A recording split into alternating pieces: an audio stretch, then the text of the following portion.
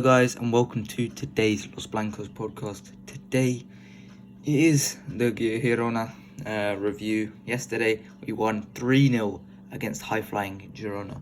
They were obviously a big side coming into this match. They were second in La Liga coming into this match and they were scoring a lot of goals. They were unbeaten. It was looking all good for Girona until they played Real Madrid. And yeah, coming into this match, you kind of knew what to expect from Girona. You would have thought, they're a high scoring team. They like to score a lot of goals, but they also concede a lot, and that was the trouble here. We would have had to face. We need to convert our chances, which coming into this match, we haven't done a lot of, and we needed to try and keep Girona out, which is something that we couldn't do for a lot of other teams so far this season. So, there were concerns. I had concerns coming into this match. Could we keep Girona out? Well, Carlo Ancelotti responded to that by putting out that starting 11. I think the most notable part of the starting 11 is Camavinga playing left back. Now, it's hard, isn't it? It's hard to say Camavinga can't be playing left back when he then goes and puts in a ridiculously good performance at left back. It was an absolutely incredible performance at left back from Eduardo Camavinga, and it's just something that you just at this point he says he doesn't like playing left back, but what can you do when he's the best left back at the club right now? Valverde has been up and down obviously throughout since in the last few seasons. He's been up and down. Fran Garcia hasn't had the best defensive start to the season, and especially in a game like this where you need to lock up a little bit more defensively, someone like Camavinga, who's both good going forward and good going defensively, you've got to play him. So it was a tough decision to make, I assume, from Carlo. If you had two left backs fit, you play Camavinga, who's not a left back. But I don't want to see this permanently. I think going forward, still, I think Ferland Mendy is the solution. But in games like this against teams like Girona, who are, score a lot of goals, but aren't exactly, don't have exactly the high reputation like Man City or something, you've got to play. I think Camavinga at left back is not a bad solution because, as you can see, he won 15 ground duels. 15 ground duels in this match is absolutely ridiculous. He was absolutely incredible. Locked up Ziyankov on the right wing. Just didn't allow anything past him, and he was a major factor in us keeping a clean sheet, because over the last few games, teams have gotten into the wide positions, coming inside, all of that, and often got in crosses, played in brilliant through balls, and found their way past the two centre backs pretty easily. Well, Camavinga stopped that outlet before it got to the central defenders, and yeah, I think that he was a huge part in us keeping a clean sheet in this match. Another notable part of the lineup was the fact that Rodrigo was not playing. Over the last few games, Rodrigo missed a hell of a lot of chances. So far this season, he's only scored one goal, but he's had the most shots in La Liga. He's had the most XG in La Liga. He's been clearly just, when things aren't going well for Rodrigo, they just aren't going well. You can just see that a little bit of luck and he scores 3 goals in the last 5 games. He's just been so unlucky with everything that has been going his way. He just can't score right now, and it's a bit disappointing, especially in the part that we were missing Vinicius. Rodrigo just couldn't step up and put away the chances. Well, we benched Rodrigo and we went and scored 3 goals, which is, it's not good for Rodrigo, but it made sense. He needed, I think there was something more affecting Rodrigo. He just doesn't look, he didn't look like himself. He wasn't taking on players like he used to, and I think this is slightly concerning. I think we needed Rodrigo to step up this season, step up the output, especially because Vini isn't stepping up the output either. So you needed Rodrigo to do something, and I think a little bit of a break from the starting 11 could do Rodrigo some good in these next few games. I think we've obviously got Napoli next week, and then you've got Osasuna next week in La Liga. It's and then you've got international break, so it's a tough couple of games still. We're not completely through the tough run, but I think we can definitely deal with that. as it comes to us. But let's talk about some of the goals, because that first goal was absolutely incredible play all around. First of all, the pass. Bellingham, he's been one of the only guys that have been criticised for scoring goals, but that pass into Joselu is just ridiculous. The Trivela from deep curls wraps right around the central defenders. You can't get to it. And then, Joselu, the run he makes was fantastic, really, really intelligent. Gets onto it, gets something onto it, and it's the shot's just too strong for Gazaniga to get a hand, or he does get a hand on it, but he couldn't parry it away. And that was 1-0. It was just an incredible pass, something that clearly Modric has been teaching Jude Bellingham. And so far this season we've been told Bellingham's a poacher. Well, there you go, and there's the response. He can do absolutely everything on the football field. You need him to tackle, you can go ahead and defend. You need him to pass the ball, there you go, he goes and provides that Trivela assist. You need him to score goals, as he's done so far this season. He goes and scores the goals that you need him to score. And yeah, it's just, I continue to see development each and every game from Jude Bellingham. He shows brilliant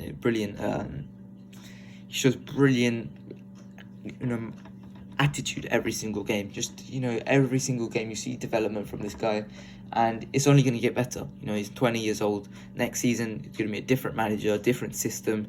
Most likely he's going to have to play a deeper role, less of a goal scoring output from him.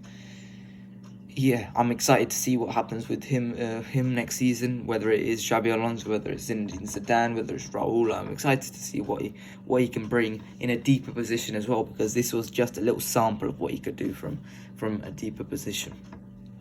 We've also got to discuss Joselu, because he scored the goal, obviously, and I'm really delighted with Joselu's output, because a lot of people have been criticising Joselu for missing chances, but at the end of the day, it's not his fault that we didn't sign a striker.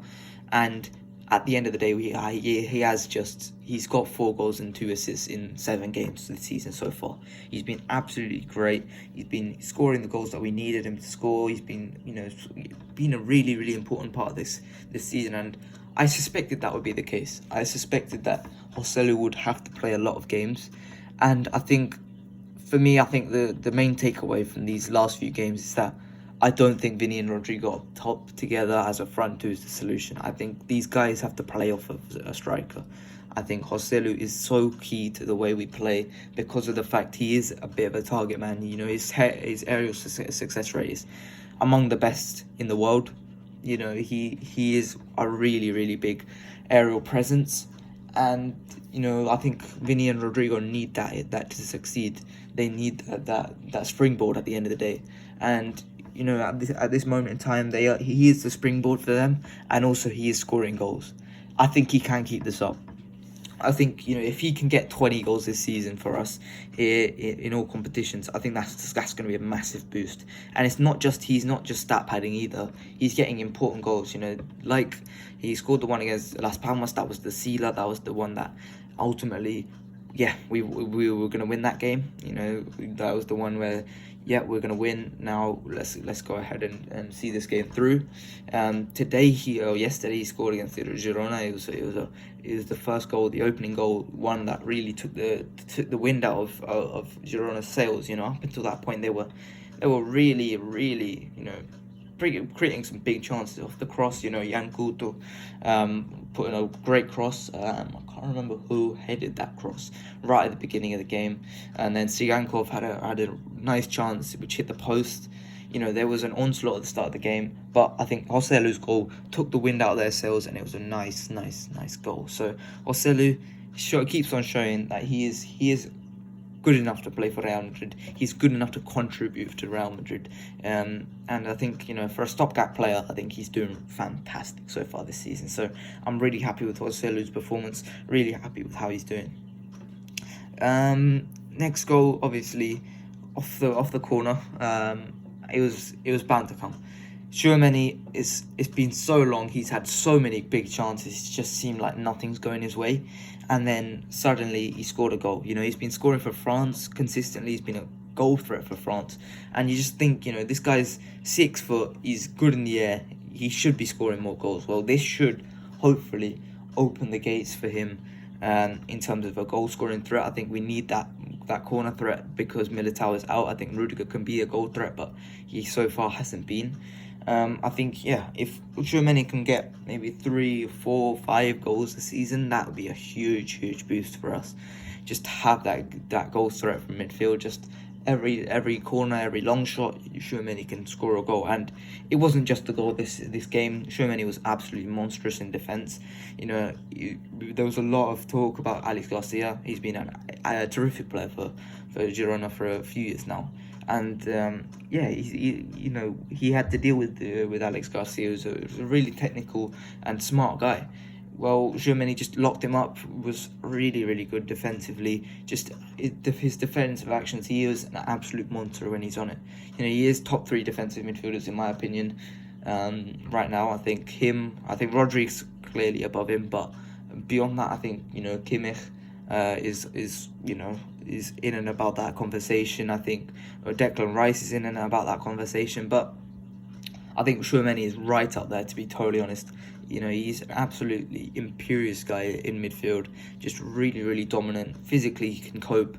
I just want to see the odd, you can see when Rodri plays, Man City are just so much better. And when Tchouameni plays, Real Madrid are so much better. It's just every once in a while, sure, you can see Tchouameni have a bad game, whereas Rodri, every single game is an 8 out of 10. I just want to see, every 10 games, instead of having one bad game, I think every 20 games, Tchouameni should only have a bad game. I think that's what I think he should do. You only see Rodri having a bad game every season, to be totally honest. You just want to have Tchouameni be a little bit more consistent. And, he is a consistent guy, but I think even more consistency can't hurt, can it? Another great performer I thought was Fede Valverde. I think Valverde, whilst he isn't getting the goals that he was last season, and I think we could use those goals this season, but I think this is the best version of Fede Valverde we have seen yet, because his all-round performance is just so good. He is just providing options on every single front. I think this position on the right side of a diamond is absolutely perfect for Fede. He wants to be on the wing, wants to be exploiting spaces, but he also wants to be in the midfield, trying to drive and trying to be part of the possession. People forget how good his long passing actually is, because they often see him as this engine in midfield. Well, he's an absolutely terrific passer when he needs to be. When he needs to find that pass long distance, he can do that. And he's often open for the switch as well. You see the relationship between him and Carvajal. I think that's important for us to have. When Carvajal wasn't here over the last few games, we struggled at the right back position. I think him and Fede are just absolutely really good pairing, really complement each other really well, and especially with this Carvajal remontada season that he's kind of having right now, I think Fede Valverde is a huge factor in that, because a lot of attacks can't come down the right because Fede is often covering down there, but he's also up in the midfield, helping us progress the ball nicely, playing in some great creating a lot of chances for us. And I think although he isn't getting those positions like he was last season, scoring goals for us, I think this new Fede Valverde development is just only good for us. It's only good for us, and I think this new Fede Valverde role, I think this is less physically taxing on him, so that when it comes to the second half of the season, Fede isn't burnt out. Fede can just keep going for the long distance of the whole season. I think that's going to be important for us to have. What should we talk about next? I think let's talk about the centre-back pairing, because obviously Rudiger wasn't fully fit coming into this match, but we had to play him. I think, it was a good performance from both of them. I think Nacho, Rudiger, they were both solid. I think Rudiger was a bit of a lunatic in this match, but that's what we like to see. I like to see Rudiger play a bit crazy, because that's what made him so good initially. I do want to make a comment on the Nacho foul at the end. It was stupid. It was absolutely ridiculous. Not only do you risk getting a red card, and that's now probably going to be a 3-game suspension because it was an absolutely ridiculous challenge, but you also run the risk of ruining that guy's career. It's just not a challenge you should be making 3-0 up in the 91st minute on the halfway line. There is no need to make that challenge. You risk that guy's legs. You know, that could be a broken leg, and you risk your team losing you for 3 games, as well as the fact that, you know, we don't have a centre back. Our centre back depth is really, really thin right now. Rudiger's not fully fit, and Nacho is currently going to be serving a few games suspension. Alaba's not fit right now. You're going to have to be playing for Lomenti if Alaba doesn't return for next game. That's not what we want to see. Nacho, it was a stupid thing to do. And yeah, on all parts, I think it was absolutely ridiculous from him. He should not be getting that red card at the end of the game. There was no need to make that challenge. And yeah, you know, hopefully, you know, the player's all right after that challenge. It's not what we want to see. And yeah, it was a horrific challenge. The red card was justified, and, you know, a 3-game ban, it probably is justified as well. You know, he deserves it. You know, and so yeah, it was a stupid challenge from Nacho. The goal from Jude Bellingham, he scores another one. It's ridiculous, bro. He just keeps scoring. Every single game, he just keeps scoring. And, you know, for the guys who are saying that was a tap-in, well, there you go. There's a volley for you guys to enjoy, the haters to enjoy. And yeah, it was another good performance from Jude Bellingham all round. Got the goal, got the assist. And yeah, it's just more and more stuff from Jude Bellingham. It's just like, this guy got another MVP, the La Liga MVP. He just keeps going on, and, you know, we're going to ask, when is he going to slow down in terms of goal output? Well, right now it doesn't look like he's going to slow down. Right now it does not look like he is going to slow down, and that's perfect for us. That is perfect for Real Madrid. We need his goals right now, and, you know, especially with Vini slowing down a little bit. So yeah, I'm really happy with Jude Bellingham's performance as usual, because this guy just keeps it up every single time. Vini is back now. Obviously, come back from that hamstring injury a lot quicker than he was supposed to. It wasn't the greatest performance once again by Vini, and it does lead me to the question: is this the right move to make Vini this kind of inside forward? Is it the right move to make? Vini's never shown this goal scoring instinct. He's never shown it. I don't think he's obviously forced himself to become a good goal scorer, scoring 20 goals a season. But is he a natural goal scorer by any means? No, he is not. Is he going to be taking up those positions? Is that his best position on the inside left, similar to what Mo Salah does for Liverpool? No, that's not his best position. So does it lead me to believe, well, he's going to get more goals in the wide position, he's more natural in the wide position, he's more dangerous in the wide position? I think it's better if you play him in the wide position. I don't think there's benefit to having Vini in this inside left, apart from maybe in the latter stage of the season he just becomes a clinical goal scorer, which I just don't see happening. I think going into next season, if you're saying it's going to be a long-term change, you're going to make Vini a goal scorer long-term, I don't think any manager uses him as an inside forward next season. I think they continue him as a winger in his best position. Saying that, though, I'm not going to compare Vini to Ronaldo, but Cristiano was also not a natural goal scorer. He was also not a natural goal scorer, but there was a switch. Sir Alex switched that flick that switch in him, and you know, Ronaldo became that goal scorer, became a goal scorer that, you know, turned from a 10-goal a season striker winger to a 30-goal a season inside forward. It can happen.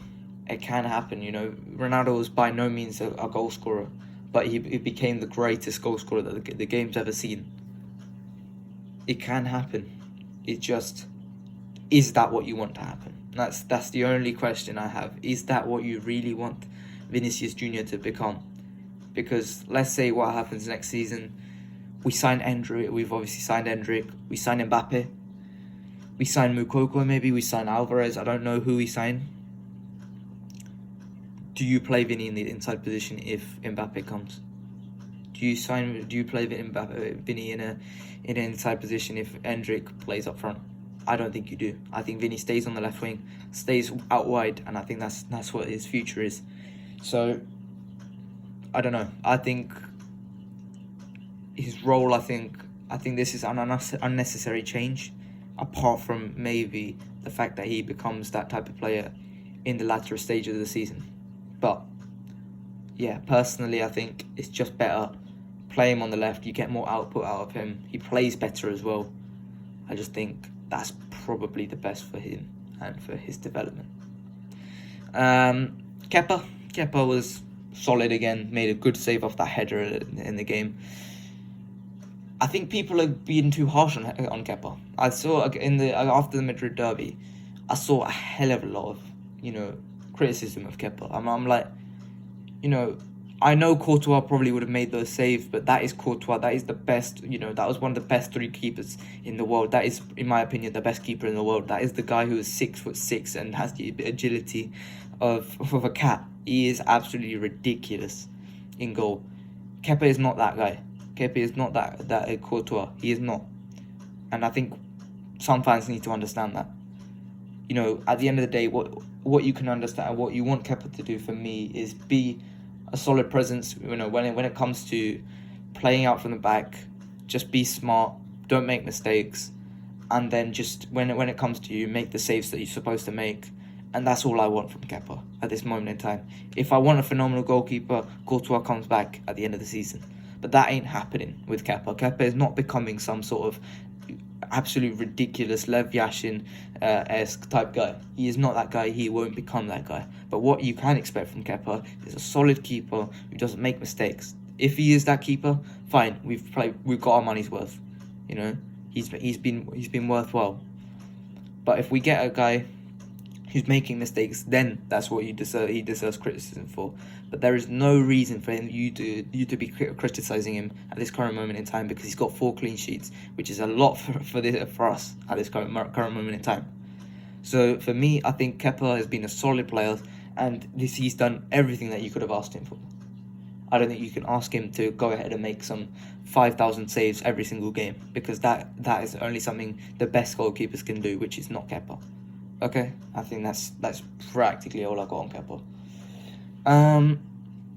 Centre back depth, I think we are obviously not deep in this position. We lost Militao for the season. Rudiger, Alaba.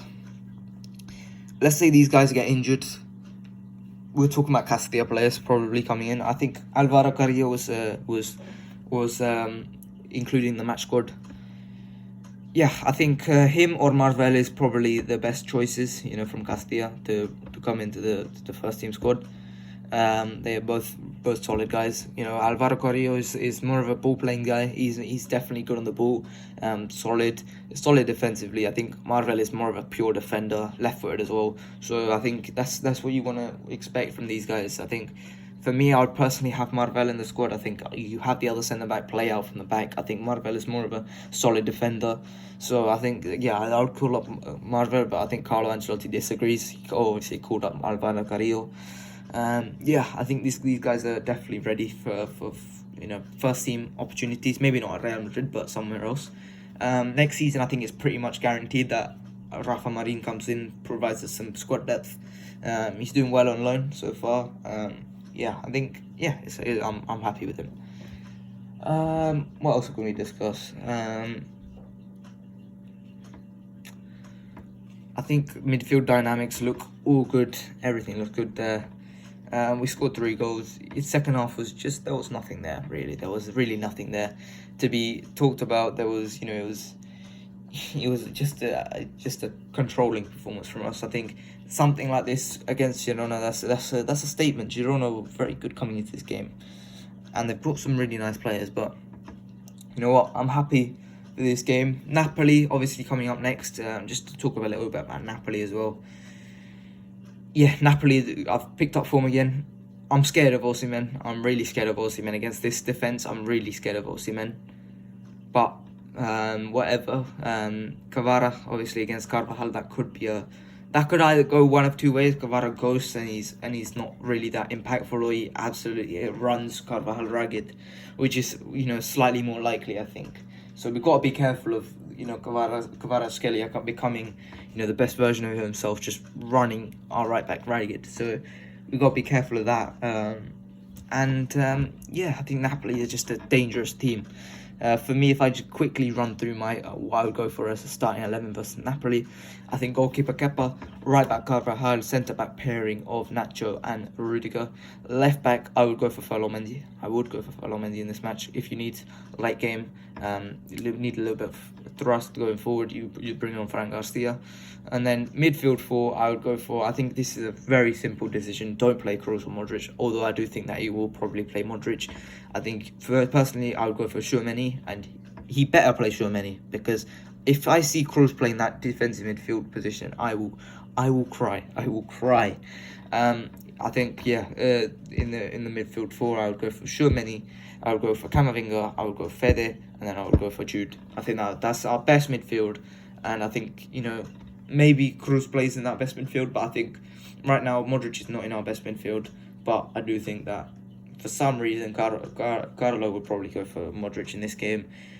I think personally Fede is a must start in this game. I just don't see a way we can drop Fede. I just can't. But whatever. And then front 2, I would go for Vini Role. I would once again drop Rodrigo. If you need a goal late on, you obviously bring on Rodrigo, but I would play Vini a little bit more wide. Try and run Di Lorenzo ragged. Try and do something there. And then, Brahim Diaz. I'm not sure what the situation is on him. Obviously, he was playing with a dislocated shoulder against Las Palmas, and he still scored.